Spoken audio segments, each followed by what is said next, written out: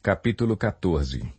Sigam o caminho do amor e busquem com dedicação os dons espirituais, principalmente o dom de profecia. Pois quem fala em uma língua não fala aos homens, mas a Deus. De fato, ninguém o entende. Em espírito fala mistérios.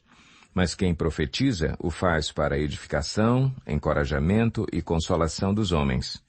Quem fala em língua, a si mesmo se edifica, mas quem profetiza, edifica a igreja. Gostaria que todos vocês falassem em línguas, mas prefiro que profetizem. Quem profetiza é maior do que aquele que fala em línguas, a não ser que as interprete para que a igreja seja edificada.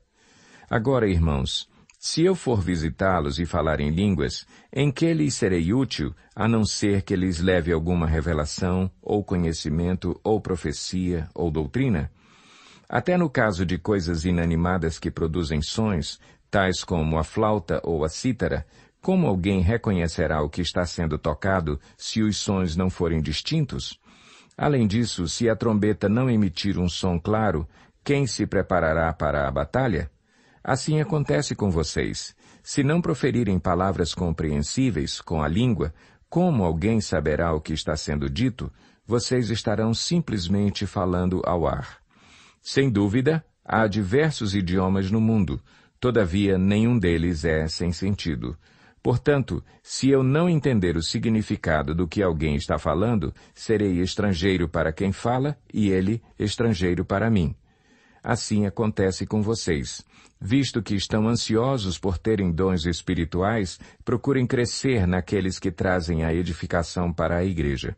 Por isso, quem fala em uma língua, ore para que a possa interpretar. Pois se oro em uma língua, meu espírito ora, mas a minha mente fica infrutífera. Então, que farei? Orarei com o espírito, mas também orarei com o entendimento. Cantarei com o espírito, mas também cantarei com o entendimento. Se você estiver louvando a Deus em espírito, como poderá aquele que está entre os não instruídos dizer o amém à sua ação de graças, visto que não sabe o que você está dizendo? Pode ser que você esteja dando graças muito bem, mas o outro não é edificado. Dou graças a Deus por falar em línguas mais do que todos vocês. Todavia, na igreja, prefiro falar 5 palavras compreensíveis para instruir os outros, a falar 10.000 palavras em uma língua. Irmãos, deixem de pensar como crianças.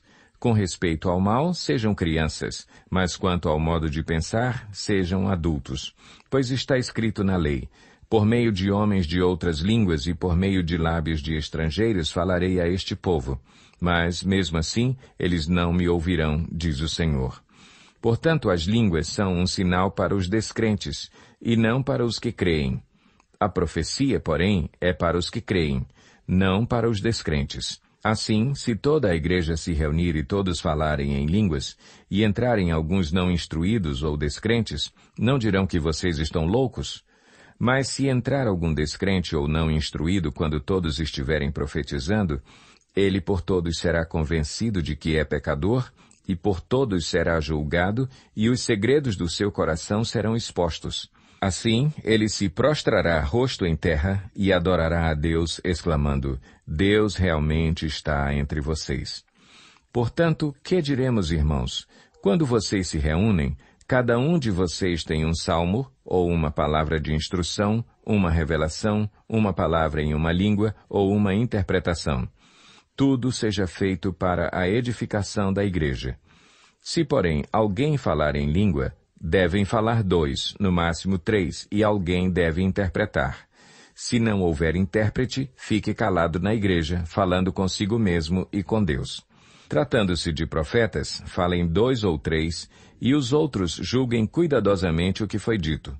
Se vier uma revelação a alguém que está sentado, cale-se o primeiro, pois vocês todos podem profetizar, cada um por sua vez, de forma que todos sejam instruídos e encorajados.